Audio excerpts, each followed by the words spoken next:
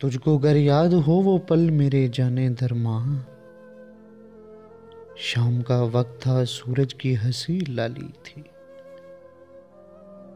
नरम सी घास पे बैठे थे दीवाने हम, आते जाते हुए लोगों से बहुत बेपरवाह। हमने लम्हों में किया था अपनी सदियों को मुकीद, हम न बदलेंगे कभी हमने तो कसम खाई थी। फिर भला कैसी ये लकीरें हैं माथे पे तेरी, किस तरह तूने है डाली ये दरारें दिल में। और तो और हाय ओ अरे बेकिस्मत,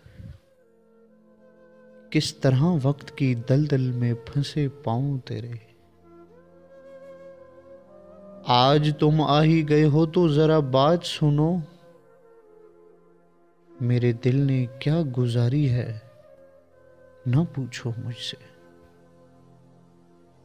तुम बस अपनी कहो,